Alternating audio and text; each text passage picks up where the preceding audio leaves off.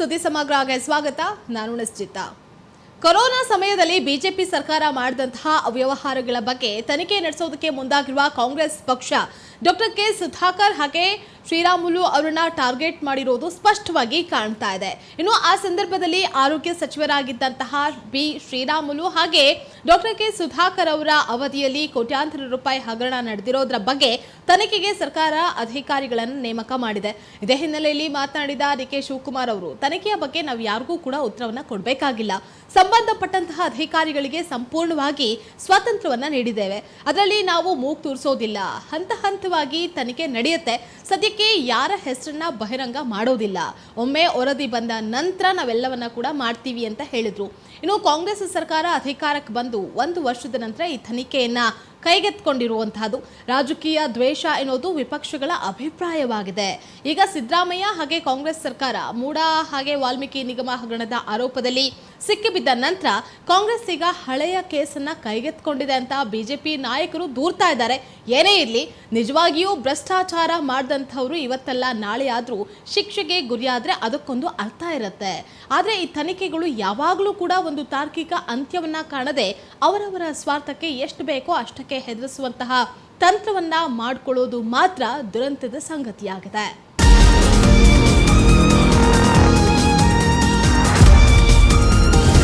Hemavathi canal express ಪಾದಯಾತ್ರೆಯ ಹಿನ್ನೆಲೆಯಲ್ಲಿ ಗೃಹ ಸಚಿವ ಡಾಕ್ಟರ್ ಜಿ ಪರಮೇಶ್ವರ್ ಅವರ ನಿವಾಸಕ್ಕೆ ಮುತ್ತಿಗೆಯನ್ನ ಹಾಕೋದಕ್ಕೆ ಯತ್ನ ಮಾಡಿರುವಂತಹದ್ದು. ಇನ್ನು ಬಿಜೆಪಿ ಶಾಸಕ ಸುರೇಶ್ ಗೌಡ ಹಾಗೆ ಜೆಡಿಎಸ್ ಶಾಸಕರ ಮುಖಂಡರೊಂದಿಗೆ ಯತ್ನವನ್ನ ಮಾಡೋದಕ್ಕೆ ಮುಂದಾಗಿದ್ದಾರೆ.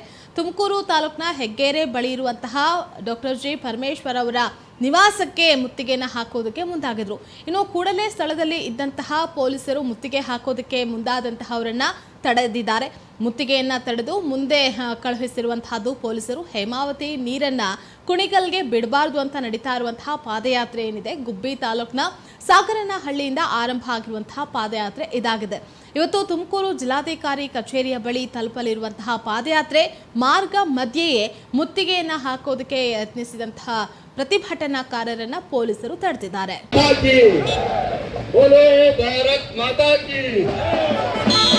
ಕಾಂಗ್ರೆಸ್ ಸರ್ಕಾರಕ್ಕೆ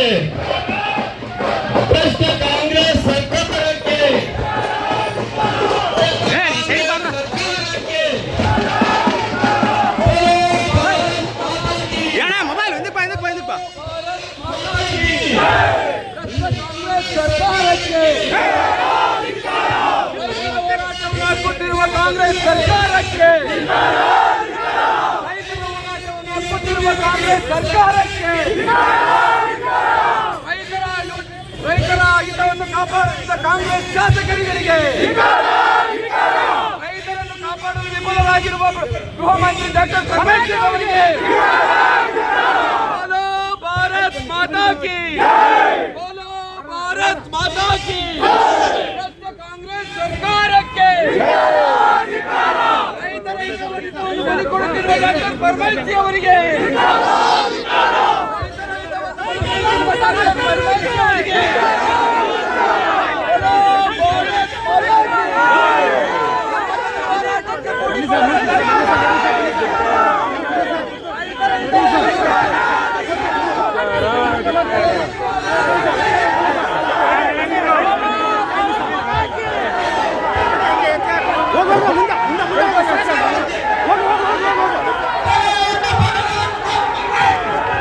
ಹೊಸಪೇಟೆ ಪಟ್ಟಣದ ನಾನಾ ಕಡೆ ಯೋಜನಾ ನಿರ್ದೇಶಕರ ನೇತೃತ್ವದಲ್ಲಿ ನಾನಾ ಕಡೆ ದಾಳಿಯನ್ನ ಮಾಡಿ ಪ್ಲಾಸ್ಟಿಕ್ ವಶವನ್ನ ಪಡಿಸಿಕೊಂಡ್ರು. 250 ಕೆಜಿಗೂ ಹೆಚ್ಚು ಪ್ಲಾಸ್ಟಿಕ್ಗಳನ್ನು ವಶಪಡಿಸಿಕೊಳ್ಳಲಾಗಿತ್ತು.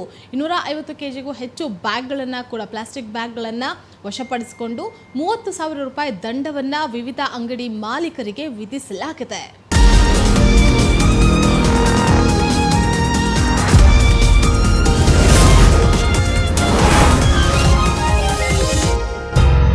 ಇನ್ನು ಡ್ಯಾಮೇಜ್ ಕಂಟ್ರೋಲ್ ಎಲ್ಲ ವಿ ಸೋಮಣ್ಣದೆ ಅಂತ ಹೇಳಿ ರಾಜ್ಯ ಭಾರತೀಯ ಜನತಾ ಪಕ್ಷದಲ್ಲಿ ಯಾವುದೇ ಡ್ಯಾಮೇಜು ಇಲ್ಲ, ಕಂಟ್ರೋಲು ಇಲ್ಲ ಅಂತ ಹೇಳಿ ರೈಲ್ವೆ ರಾಜ್ಯ ಸಚಿವರಾಗಿರುವಂತಹ ವಿ ಸೋಮಣ್ಣ ಅವರು ಮಾಧ್ಯಮದೊಟ್ಟಿಗೆ ಮಾತನಾಡುವಂತಹ ಸಂದರ್ಭದಲ್ಲಿ ಹೇಳಿಕೆಯನ್ನು ಸಹ ಕೊಟ್ಟಿದ್ದಾರೆ. ಇನ್ನು ಇವತ್ತು ವಿ ಸೋಮಣ್ಣ ಅವರು ಹುಬ್ಬಳ್ಳಿಗೆ ಭೇಟಿಯನ್ನು ಕೊಟ್ಟಂತಹ ಸಂದರ್ಭದಲ್ಲಿ ಪ್ರಹ್ಲಾದ್ ಜೋಶಿ ಅವರನ್ನ ಕೂಡ ಭೇಟಿಯನ್ನ ಮಾಡಿದ್ರು ವಿ ಸೋಮಣ್ಣ ಅವರು.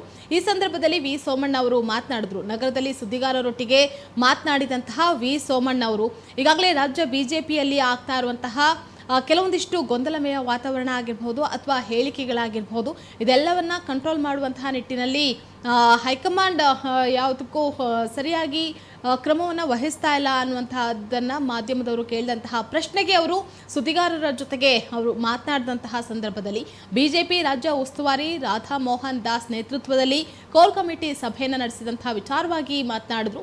ನಿನ್ನೆ ಏನೆಲ್ಲ ಸಭೆಯಲ್ಲಿ ಚರ್ಚೆ ಆಗಿದೆ ನನಗೆ ಸಂಪೂರ್ಣ ಮಾಹಿತಿ ಗೊತ್ತಿಲ್ಲ. ದೊಡ್ಡವರ ಸೂಚನೆಯಂತೆ ಸಭೆ ಆಗಿದೆ, ಆದರೆ ಈ ಕುರಿತು ಡ್ಯಾಮೇಜು ಇಲ್ಲ, ಕಂಟ್ರೋಲು ಇಲ್ಲ, ಎಲ್ಲವನ್ನ ಕೂಡ ಸರಿದೂಗಿಸ್ಕೊಂಡು ಹೋಗೋದಕ್ಕೆ ಹೇಳಿದ್ದಾರೆ. ಇಂದಿನ ಪರಿಸ್ಥಿತಿ ಸಂದರ್ಭವನ್ನ ರಾಜ್ಯ ಸರ್ಕಾರದ ವೈಖರಿಯನ್ನ ಅರ್ಥ ಮಾಡ್ಕೊಂಡು ಹೋಗಬೇಕಾಗಿದೆ. ಇದು ದೊಡ್ಡವರ ಸೂಚನೆ ಆಗಿದೆ. ಆದರೆ ಸರ್ಕಾರದ ವೈಫಲ್ಯದ ವಿರುದ್ಧ ಹೋರಾಟಕ್ಕೆ ತೀರ್ಮಾನವನ್ನ ತೆಗೆದುಕೊಳ್ತಾರೆ ಎಂಬಂತಹ ಬಣಗಳು ಈಗ ಒಂದು ಹಂತಕ್ಕೆ ಬಂದಿದೆ. ಯಾವುದೇ ಬಣ ರಾಜಕೀಯ ಇಲ್ಲ. ನಮ್ಮ ಉದ್ದೇಶ ಜೊತೆಗೆ ಅವಧಿ ಅಧಿವೇಶನದಲ್ಲಿಯೂ ಕೂಡ ಒಗ್ಗಟ್ಟಾಗಿ ಹೋರಾಟವನ್ನ ಮಾಡೋದಾಗಿದೆ.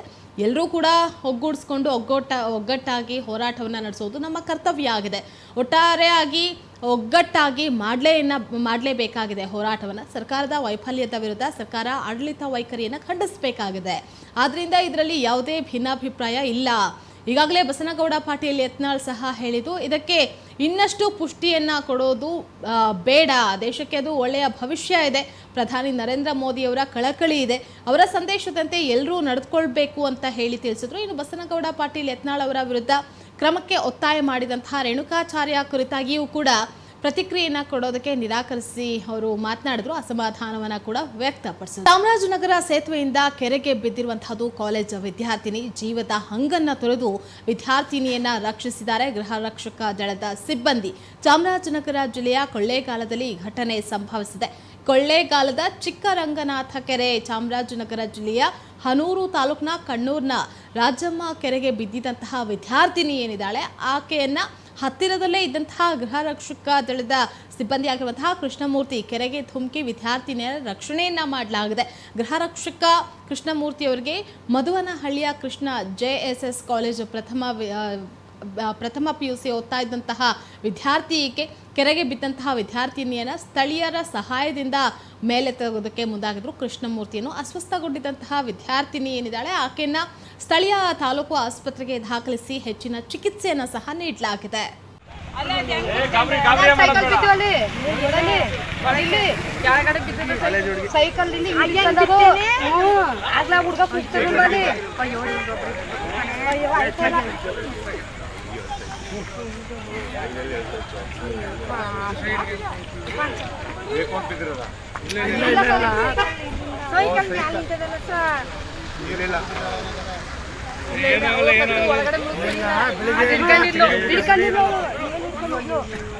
ಅಲ್ಲಿ 3 ಜನ ಹುಡುಗರು ಇದ್ರಲ್ಲ, ಅವರು ಕುತ್ಕೊಂಡ್ರು ಸಾರ್ ಅಲ್ಲಿ ಏನು ಗ್ರಿಪ್ಪೇ ಸಿಗ್ತಾ ಇಲ್ವಲ್ಲ ಇಟ್ಕೊಳಕ್ಕೆ, ಅವ್ರ ಮೇಲ್ ಏನಾಗಲ್ಲ ಗಾಬರಿ ಆಯ್ತಾ ಇಲ್ಲ. ಅಲ್ಲಿ ಫೋನ್ ಮಾಡ್ಬೇಕು, ಅವರು ಫೋನ್ ಮಾಡೋ ಕೈ ಹಿಡಿದು ಮಾಡೋದವ ಸರ್ ಯುನಿಟ್ಗೆ ಮಾಡಿ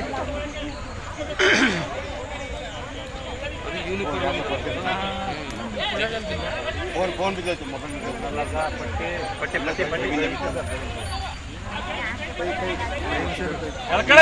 ಪ್ರಜ್ಞೆ ತಪ್ಪೈತಿ ಈಗ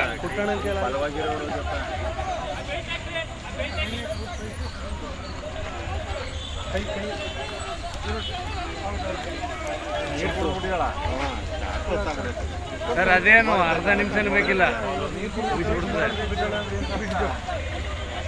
ಬೇಕು ಅಂತಿದ್ದೀರ ಇಲ್ಲ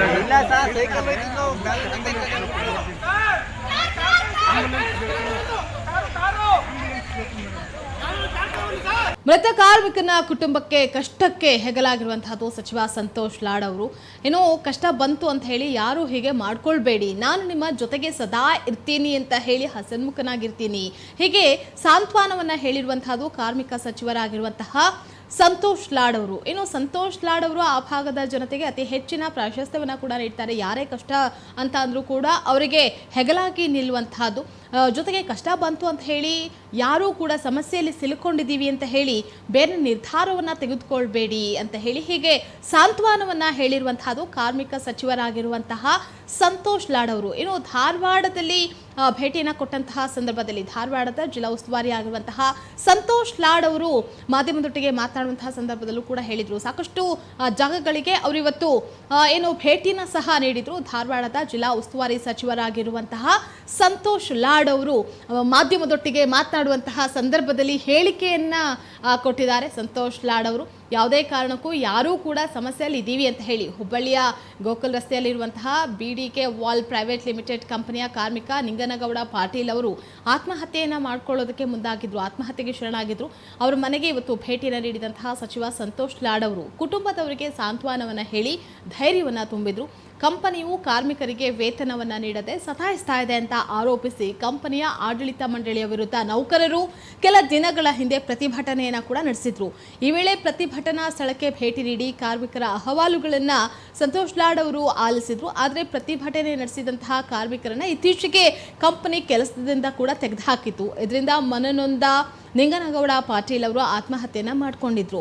ಇವತ್ತು ಜಿಲ್ಲೆಗೆ ಪ್ರವಾಸಕ್ಕೆ ಹೋದಂತಹ ಸಂದರ್ಭದಲ್ಲಿ ಸಂತೋಷ್ ಲಾಡ್ ಅವರು ನಿಂಗನಗೌಡ ಅವರ ಮನೆಗೂ ಸಹ ಭೇಟಿಯನ್ನು ಕೊಟ್ಟಿದ್ರು. ಲಾಡ್ ಅವರು ಮನೆಗೆ ಭೇಟಿ ನೀಡ್ತಾ ಇದ್ದಾಗಲೇ ನಿಂಗನಗೌಡ ಕುಟುಂಬದವರು ದುಃಖದ ಮಡುವಿನಲ್ಲಿದ್ದರು. ಇನ್ನು ಮನೆ ಮಗನನ್ನು ಕಳೆದುಕೊಂಡು ಅವರೆಲ್ಲ ನೋವಿನಲ್ಲಿದ್ದರು. ಅವರ ನೋವನ್ನು ಆಲಿಸಿದಂತಹ ಸಚಿವರು ನೆಲದ ಮೇಲೆ ಕುಳಿತು ಎಲ್ಲವನ್ನ ಕೇಳಿಸ್ಕೊಂಡು ಈಗಾಗಲೇ ಏನು ಅವರಿಗೆ ಸಾಂತ್ವನವನ್ನು ಕೂಡ ಹೇಳಿದರು. ಯಾರಿಗಾದರೂ ಕಷ್ಟ ಆದರೆ ಸಮಸ್ಯೆ ಇದ್ದರೆ ನನಗೆ ತಿಳಿಸಿ, ನನ್ನ ಕೈಯಲ್ಲಿ ಎಷ್ಟಾಗುತ್ತೋ ಅಷ್ಟು ಸಹಾಯವನ್ನು ನಾನು ಮಾಡ್ತೀನಿ ಅಂತ ಸಾರ್ವಜನಿಕರ ಜೀವನದಲ್ಲಿ ನಾನು ಬದುಕಿ ಉಳಿದಂತಹವನು, ಕಷ್ಟವನ್ನು ಎದುರಿಸಿದಂತಹವನು, ಎಲ್ಲರೂ ಎಲ್ಲವನ್ನ ಕಲಿಬೇಕು. ಬಡವ ಸಾಹುಕಾರ ಯಾರೇ ಇರಲಿ ಕಷ್ಟ ಸುಖ ಎಲ್ರಿಗೂ ಬಂದೇ ಬರುತ್ತೆ. ಜೀವ ತೆಗೆದುಕೊಳ್ಳೋದೇ ಪರಿಹಾರ ಆಗಬಾರ್ದು. ಇದೆಲ್ಲ ಸಮಾಜಕ್ಕೆ ಒಳ್ಳೆಯ ಸಂದೇಶ ನೀಡೋದಿಲ್ಲ ಅಂತ ಕೂಡ ಹೇಳಿದರು. ಇನ್ನು ಕೆಲ ದಿನಗಳ ಹಿಂದೆ ಅಷ್ಟೇ ಕಂಪನಿಯ ವಿರುದ್ಧ ಪ್ರತಿಭಟನೆ ನಡೆಸ್ತಾ ಇದ್ದಂತಹ ಸಂದರ್ಭದಲ್ಲಿ ಅವರನ್ನ ಭೇಟಿ ಮಾಡಿ ಮಾತನಾಡಿದೆ. ಏನಾದರೂ ಕಷ್ಟ ಇದ್ದರೆ ಬನ್ನಿ ಅಂತ ಕೂಡ ತಿಳಿಸಿದ್ದೆ ಅಂತ ಹೇಳಿ ಸಚಿವರು ತಿಳಿಸಿದ್ರು. ಇನ್ನು ಸಚಿವರ ಈ ಮನವಿಯ ನಡೆಗೆ ಅಲ್ಲಿ ಸೇರಿದಂತಹ ಜನರು ಮೌನವಾಗಿದ್ರು. ಇಂತಹ ಜನಪ್ರತಿನಿಧಿಯನ್ನ ಪಡೆದಂತಹ ನಾವೇ ಪುಣ್ಯವಂತರು ಎಂಬಂತಹ ಭಾವನೆ ಕೂಡ ಅವರಲ್ಲಿತ್ತು.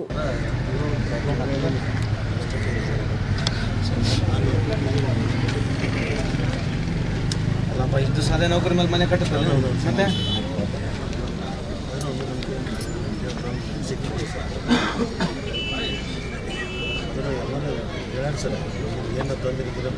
ಹೇಳಿನಪ್ಪ ಯಾರಿಗೂ ಸಮಸ್ಯೆ ಇದ್ದರೆ ಬರಪ್ಪ ನನ್ನ ಕೈಲಿ ಲಿಸ್ಟ್ ಮಾಡತ್ತೀವಿ ಸರ್. ನೀವು ಹೇಳಿದ್ರಲ್ಲ ಲಿಸ್ಟ್ ಮಾಡತ್ತಿದ್ವಿ. ಮತ್ತು ಇಲ್ಲಿ ನಿನ್ನೆ ಅಲ್ಲಿ ಬಂದಿದ್ವಿ ಸರ್. ಇಲ್ಲಿ ಇವತ್ತು ಬಂದ್ಬಿಟ್ಟೆ ನಿಮ್ಮ ಹತ್ತಿರ ಭೇಟಿ ಆಗಕ್ಕೆ ಎಲ್ಲ ಹೇಳಿದ್ವಿ. ಎಲ್ಲರಿಗೂ ಒಂದು ಇನ್ನೊಂದು ಸರ್, ಎಷ್ಟು ವರ್ಷ ಇಲ್ಲಿ ದುಡಿದೀವಿ ಸರ್, ಹೋಗಿ ಯಾಕೆ ನಾವು ಭಾರ ಆಗೋದು? ನೋಡಪ್ಪ, ಇದಕ್ಕೆ ನಮ್ಮದು ನಾನು ಸಾರ್ವಜನಿಕ ಜೀವನದಲ್ಲಿ ಬದುಕುಳಿದವರು ಕಷ್ಟನ ಎದುರಿಸತಕ್ಕಂಥದ್ದು ಎಲ್ಲರೂ ಇರಲೇಬೇಕು. ಬಡವ ಇರಲಿ ಸಾಹುಕಾರ ಇರಲಿ ಸಾಲ ಕಷ್ಟ ಸುಖ ಎಲ್ಲರಿಗೂ ಬಂದೇ ಬರ್ತದೆ. ಜೀವ ತಗೊಂತಕ್ಕಂಥದ್ದು ಅಲ್ಲ ಅದು ಯಾವುದು ಸಮಾಜಕ್ಕೆ ಅದು ಒಳ್ಳೆಯ ಮೆಸೇಜು ಅಲ್ಲ. ತಪ್ಪಳ್ಕೊಬೇಡ್ರ ನಿಂಗೆ ನಾವು ಉಣ್ಣ ಇಲ್ಲಿ ಬೇರೆ. ಬಟ್ ಅದನ್ನ ಹೇಳ್ಕೊಂಡು ಅಗಲಲ್ಲ ಅದನ್ನ ಹೇಳ್ಕೊಂತಿದ್ರೆ ಹೆಂಗೆ? ನೀವು ಧೈರ್ಯ ತುಂಬಬೇಕಾಗಿತ್ತು. ಹಂಗಿದ್ರೆ ಅನುಮಾನ ಇದ್ದರೆ ನಿಮ್ಮಪ್ಪ ಬಿಡಬಾರ್ದಾಗಿತ್ತು. ನೀವು ಆಯ್ತಪ್ಪ, ನಿಮ್ಮಪ್ಪನ ಬಗಲ ಮಲಗಬೇಕಾಗಿತ್ತು. ನೀವು ಬೆಳಗ್ಗೆ ಎದ್ದು ಅಡ್ಡಾಡ್ರ ಇದು ಲೇಬರ್ ಇದು ಗಾಡಿನ ಹೊಡಿತಾನೆ ಸರ್. ಗಾಡಿ ಬಿಡಿಸ್ತಾನೆ. ಇವತ್ತು ನಿಮ್ಮ ಫಂಕ್ಷನ್ ವಿಧಾನಸಭಾ ಕ್ಷೇತ್ರದ ಉಪಚುನಾವಣೆಯಲ್ಲಿ ಕಾಂಗ್ರೆಸ್ ಪಕ್ಷದ ಅಭ್ಯರ್ಥಿಯಾಗಿ ಈಗಾಗಲೇ ಏನು ಅನ್ನಪೂರ್ಣ ತುಕಾರಾಮ್ ಅವರು ಬಳ್ಳಾರಿ ಕ್ಷೇತ್ರದಿಂದ ಸ್ಪರ್ಧೆಯನ್ನು ಮಾಡಿದರು. ಅವರ ಗೆಲುವಿಗೆ ಶ್ರಮಿಸಿ ಆಶೀರ್ವದಿಸಿದಂತಹ ಕ್ಷೇತ್ರದ ಮತದಾರರಿಗೆ ಅಭಿನಂದನೆಯನ್ನು ಸಲ್ಲಿಸೋದಕ್ಕೆ ಕಾಂಗ್ರೆಸ್ ಪಕ್ಷದ ವತಿಯಿಂದ ಇಂದು ಪಟ್ಟಣದ ವಿಶ್ವಾಸ್ ಯು ಲಾಡ್ ಮೈದಾನದಲ್ಲಿ ಅಭಿನಂದನಾ ಸಮಾವೇಶವನ್ನು ಹಮ್ಮಿಕೊಳ್ಳಲಾಗಿದೆ. ಇನ್ನು ಸಮಾವೇಶಕ್ಕೆ ಮುಖ್ಯಮಂತ್ರಿ ಸಿದ್ದರಾಮಯ್ಯ ಹಾಗೆ ಉಪಮುಖ್ಯಮಂತ್ರಿ DCM DK ಶಿವಕುಮಾರ್ ಹಾಗೆ ಕಾರ್ಮಿಕ ಸಚಿವರಾದಂತಹ ಸಂತೋಷ್ ಲಾಡ್ ಜಿಲ್ಲಾ ಉಸ್ತುವಾರಿ ಸಚಿವರಾಗಿರುವಂತಹ ಜಮೀರ್ ಅಹಮದ್ ಖಾನ್, ಸಂಸದ ಎ ತುಕಾರಾಂ ಸೇರಿದಂತೆ ಬಳ್ಳಾರಿ, ವಿಜಯನಗರ ಜಿಲ್ಲೆಯ ಶಾಸಕರು, ಮುಖಂಡರು ಕೂಡ ಆಗಮಿಸಿದರು. ಇನ್ನು ಸಂಸದ ಎ ತುಕಾರಾಂ ಅವರು ತಮ್ಮ ಸ್ಥಾನಕ್ಕೆ ರಾಜೀನಾಮೆಯನ್ನ ನೀಡಿದಂತಹ ಹಿನ್ನೆಲೆಯಲ್ಲಿ ತೆರವಾಗಿದ್ದಂತಹ ಸಂಡೂರು ವಿಧಾನಸಭಾ ಕ್ಷೇತ್ರಕ್ಕೆ ಉಪಚುನಾವಣೆ ನಡೆದಿತ್ತು. ಉಪಚುನಾವಣೆಯಲ್ಲಿ ಕಾಂಗ್ರೆಸ್ ಪಕ್ಷದಿಂದ ಸ್ಪರ್ಧಿಸಿದ್ದಂತಹ ಅನ್ನಪೂರ್ಣ ತುಕಾರಾಂ ಹಾಗೆ ಬಿಜೆಪಿಯ ಅಭ್ಯರ್ಥಿ ಬಂಗಾರು ಹನುಮಂತು ಅವರ ನಡುವೆ ಜಿದ್ದಾಜಿದ್ದಿನ ಸ್ಪರ್ಧೆ ಏರ್ಪಟ್ಟಿತ್ತು. ಉಪಚುನಾವಣೆ ರಾಜ್ಯದ ಗಮನವನ್ನ ಕೂಡ ಸೆಳೆದಿತ್ತು. ಇನ್ನು ಮುಖ್ಯಮಂತ್ರಿ ಸಿದ್ದರಾಮಯ್ಯ ಅವರು, ಉಪಮುಖ್ಯಮಂತ್ರಿ ಡಿಕೆ ಶಿವಕುಮಾರ್ ಸೇರಿದಂತೆ ರಾಜ್ಯ ಸರ್ಕಾರ, ಹಲವು ಮಂತ್ರಿಗಳು, ಪಕ್ಷದ ಹಲವು ಸಂಸದರು, ಶಾಸಕರು, ಮಾಜಿ ಸಂಸದರು, ಮಾಜಿ ಮಂತ್ರಿಗಳು, ಮಾಜಿ ಶಾಸಕರು, ಇನ್ನು ಮುಖಂಡರು, ಕಾರ್ಯಕರ್ತರು, ಕಾಂಗ್ರೆಸ್ ಪಕ್ಷದ ಅಭ್ಯರ್ಥಿಗಳು, ಇನ್ನು ಅನ್ನಪೂರ್ಣ ತುಕಾರಾಂ ಅವರ ಪರವಾಗಿ ಪ್ರಚಾರವನ್ನು ಕೂಡ ನಡೆಸಿ ಅವರು ಚುನಾವಣೆಯಲ್ಲಿ ವಿಜಯ ಸಾಧಿಸಿ ಕ್ಷೇತ್ರದ ಮೊದಲ ಮಹಿಳಾ ಶಾಸಕಿಯಾಗಿ ಹೊರಹೊಮ್ಮುವಂತೆ ಮಾಡುವಲ್ಲಿ ಮತ್ತು ಕ್ಷೇತ್ರ ಏನಿದೆ ಕಾಂಗ್ರೆಸ್ ಪಕ್ಷದ ಭದ್ರಕೋಟೆ ಎಂಬುವಂತಹದ್ದನ್ನು ಪುನಃ ಸಾಬೀತುಪಡಿಸುವಂತಹ ನಿಟ್ಟಿನಲ್ಲಿ ಪ್ರಮುಖ ಪಾತ್ರವನ್ನು ವಹಿಸಿದ್ದನ್ನ ಇಲ್ಲಿ ಉಲ್ಲೇಖಿಸಬಹುದಾಗಿದೆ.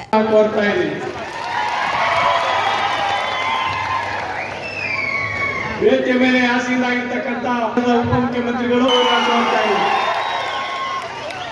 ವೇದಿಕೆ ಮೇಲೆ ಆಸೀನರಾಗಿರ್ತಕ್ಕಂಥ ನಮ್ಮ ನಿಮ್ಮೆಲ್ಲರ ನೆಚ್ಚಿನ ನಾಯಕರು, ಅನಂತ ಸಮಾನಾಗಿರ್ತಕ್ಕಂಥ ವೇದಿಕೆ ಮೇಲೆ ಆಸೀನರಾಗಿರ್ತಕ್ಕಂಥ ನಮ್ಮ ವೇದಿಕೆ ಮೇಲೆ ಆಸೀನರಾಗಿರ್ತಕ್ಕಂಥ ನಮ್ಮ ಮುಖ್ಯಮಂತ್ರಿಗಳ ಸೋದರಾಗಿರ್ತಕ್ಕಂಥ ಜೆ.ಎಲ್. ಗಣೇಶರು ಕೂಡ ಈ ಸಭೆಗೆ ಸ್ವಾಗತವನ್ನು ವೇದಿಕೆ ಮೇಲೆ ಕೇಂದ್ರವಿಂದು ಸಂಡೂರಿನ ಶಾಸಕರಾಗಿರ್ತಕ್ಕಂಥ ಅನ್ನಪೂರ್ಣ ಕೂಡ ಈ ಸಭೆಗೆ ಸ್ವಾಗತವನ್ನು ಹಿರಿಯರಾಗಿರ್ತಕ್ಕಂಥ ಪರಮೇಶ್ವರ ನಾಯಕರು ಕೂಡ ಈ ಸಭೆಗೆ ಸ್ವಾಗತವನ್ನು ಕೋರ್ತಾ ಇದ್ದೀವಿ. ಜಿಲ್ಲೆಯ ಡಿಸಿಸಿ ಅಧ್ಯಕ್ಷರು ಮತ್ತು ನಮ್ಮ ಮಾರ್ಗದರ್ಶಿ ವೇದಿಕೆ ಮೇಲೆ ಆಸೀನರಾಗಿರ್ತಕ್ಕಂಥ ವಿಧಾನ ಪರಿಷತ್ತಿನ ಮಾಜಿ ಸದಸ್ಯರು, ಅಣ್ಣನಾಗಿರ್ತಕ್ಕಂಥ ಕೇಸರ ಸ್ವಾಮಿ ಅಣ್ಣನಿಗೆ ಕೂಡ ಈ ಸಭೆಗೆ ವೇದಿಕೆ ಮೇಲೆ ಆಸೀನರಾಗಿರ್ತಕ್ಕಂಥ ನಮ್ಮ ಡಿಸಿಸಿ ಅಧ್ಯಕ್ಷರು, ನಗರ ಫಂಗಲ್ ಸೈಕ್ಲೋನ್ನ ಎಫೆಕ್ಟ್ ಏನಿದೆ ಅದು ಜನಸಾಮಾನ್ಯರಿಗೆ ಅದು ದೊಡ್ಡ ಮಟ್ಟದಲ್ಲಿ ಶಾಕ್ ಅನ್ನ ಕೂಡ ನೀಡಿರುವಂತಹದ್ದು. ಅದರಲ್ಲೂ ಪ್ರಮುಖವಾಗಿ ದಿನನಿತ್ಯ ಬಳಕೆ ಮಾಡುವಂತಹ ತರಕಾರಿ ಬೆಲೆ ಏನಿದೆ ಮಾರುಕಟ್ಟೆಯಲ್ಲಿ ದುಬಾರಿಯಾಗಿ ಹೋಗಿದೆ. ದಿನದಿಂದ ದಿನಕ್ಕೆ ನಾವು ಪ್ರತಿನಿತ್ಯ ಬಳಕೆ ಮಾಡುವಂತಹ ಎಲ್ಲದರ ಬೆಲೆಯೂ ಕೂಡ ಏನು 100ರ ಗಡಿ ದಾಟಿರುವಂತಹದ್ದು. ಅದರಲ್ಲೂ ಪ್ರತಿನಿತ್ಯ ಬಳಸುವಂತಹ ಪ್ರತಿಯೊಂದು ತರಕಾರಿ ಬೆಲೆಯೂ ಕೂಡ ಅಗ್ಗವಾಗಿ ಹೋಗ್ತಾ ಇದೆ. ಇದು ಜನಸಾಮಾನ್ಯರಲ್ಲಿ ಮತ್ತಷ್ಟು ಎಲ್ಲೋ ಒಂದು ಕಡೆ ಸಾಕಷ್ಟು ಜೀವನವನ್ನು ಮಾಡೋಕ್ಕೂ ಕೂಡ ಕಷ್ಟಕರ ಸಂಗತಿ ಅನ್ನುವಂಥ ನಿಟ್ಟಿನಲ್ಲಿ ಮುಂದಾಗಿರುವಂತಹದ್ದು. ಅದರಲ್ಲೂ ಪ್ರಮುಖವಾಗಿ ಈರುಳ್ಳಿ ಆಗಿರ್ಬೋದು, ಟೊಮ್ಯಾಟೊ ಆಗಿರ್ಬೋದು ಅಥವಾ ಆಲೂಗೆಡ್ಡೆ ಆಗಿರ್ಬೋದು, ಇದು 100ರ ಗಡಿ ದಾಟಿದೆ, 50ರ ಗಡಿ ದಾಟಿರುವಂತಹದ್ದು. ಈಗ ಬೆಂಗಳೂರಿನಲ್ಲಿ ತರಕಾರಿ ಬೆಲೆ ಎಲ್ಲೆಲ್ಲಿ ಎಷ್ಟೆಷ್ಟಿದೆ ಅನ್ನುವಂಥದ್ದನ್ನು ಗಮನಿಸೋದಾದ್ರೆ ಟೊಮ್ಯಾಟೊ 60ರಿಂದ 70 ರೂಪಾಯಿ ಇದೆ, ಬೆಳ್ಳುಳ್ಳಿ 550 ರೂಪಾಯಿಂದ 600 ರೂಪಾಯಿ ಆಗಿದೆ, ಈರುಳ್ಳಿ 70ರಿಂದ 80 ರೂಪಾಯಿ ಆಗಿದೆ ಕೆಜಿಗೆ, ನುಗ್ಗೆಕಾಯಿ 500 ರೂಪಾಯಿ ಆದರೆ ಬಟಾಣಿ 1 ಕೆಜಿಗೆ 180ರಿಂದ 200 ರೂಪಾಯಿ ಆಗಿದೆ. ಇನ್ನು ಮೆಣಸಿನಕಾಯಿ ಏನಿದೆ ಕೆಜಿಗೆ 40ರಿಂದ 50 ರೂಪಾಯಿ ಆಗಿದೆ, ಆಲೂಗೆಡ್ಡೆ 35 ರೂಪಾಯಿಂದ 45 ರೂಪಾಯಿ ಆಗಿದೆ, ಬೀನ್ಸ್ 60 ರೂಪಾಯಿ ಆದರೆ ಕ್ಯಾರೆಟ್ 60ರಿಂದ 80 ರೂಪಾಯಿ ಆಗಿದೆ, ಕ್ಯಾಪ್ಸಿಕಮ್ ಗ್ರೀನ್ 50 ರೂಪಾಯಿ ಆದರೆ ಕ್ಯಾಪ್ಸಿಕಮ್ ಯೆಲ್ಲೋ ಮತ್ತು ರೆಡ್ 150ರಿಂದ 180 ರೂಪಾಯಿ, ಇನ್ನು ಬೀಟ್ರೂಟ್ 60 ರೂಪಾಯಿ. ಇನ್ನೂ ಕೂಡ ಬೆಲೆ ಏನಿದೆ ಅದು ಇಳಿಕೆ ಆಗುವ ಹಾಗೆ ಕಾಣಿಸ್ತಾ ಇಲ್ಲ ಇರುವಂತಹದ್ದು. ತರಕಾರಿಯಲ್ಲಿ ಈಗಾಗಲೇ ಮಾರುಕಟ್ಟೆಗೆ ಪ್ರತಿನಿತ್ಯ, ಅದರಲ್ಲೂ ಪ್ರತಿನಿತ್ಯ ತರಕಾರಿಯನ್ನು ಬಳಸಿ ನಮ್ಮ ಆರೋಗ್ಯವನ್ನು ನಾವು ಕಾಪಾಡ್ಕೊಳ್ಬೇಕು ಅನ್ನುವಂಥ ನಿಟ್ಟಿನಲ್ಲೂ ಕೂಡ ಏನು ವೈದ್ಯಾಧಿಕಾರಿಗಳು ಕೂಡ ತಿಳಿಸುವಂತಹದ್ದು. ಪ್ರಮುಖವಾಗಿ ನಾವು ಸದ್ಯಕ್ಕೆ ಈಗ ನಮ್ಮ ಆರೋಗ್ಯವನ್ನು ನಾವು ಕಾಪಾಡ್ಕೊಳ್ಬೇಕು ಅಂತಂದರೆ ನಾವು ಪೌಷ್ಟಿಕಾಂಶ ಉಳ್ಳಂತಹ ಆಹಾರವನ್ನು ನಾವು ಸ್ವೀಕಾರ ಮಾಡಬೇಕಾಗತ್ತೆ. ಅಂಥದ್ರಲ್ಲಿ ಎಲ್ಲವೂ ಕೂಡ ದಿನೇ ದಿನೇ ಗಗನಕ್ಕೇರ್ತಾನೆ ಹೋದರೆ ಸಾಮಾನ್ಯ ಜನರ ಪಾಡೇನು ಅನ್ನುವಂಥ ಪ್ರಶ್ನೆ ಕೂಡ ಎದುರಾಗ್ತಾ ಇರುವಂತಹದ್ದು. ಫಂಗಲ್ ಚಂಡಮಾರುತದ ಬೆನ್ನಲ್ಲೇ ಪ್ರತಿಯೊಂದು ತರಕಾರಿ ಸೇರಿದಂತೆ ಬೇಳೆಕಾಳುಗಳ ದಿನಸಿಗಳ ಬೆಲೆಯೂ ಕೂಡ ಅತಿ ಹೆಚ್ಚಾಗಿರುವಂತಹದ್ದು ಗ್ರಾಹಕರಿಗೆ ಮತ್ತಷ್ಟು ಕೈ ಸುಟ್ಟಂತಾಗಿದೆ.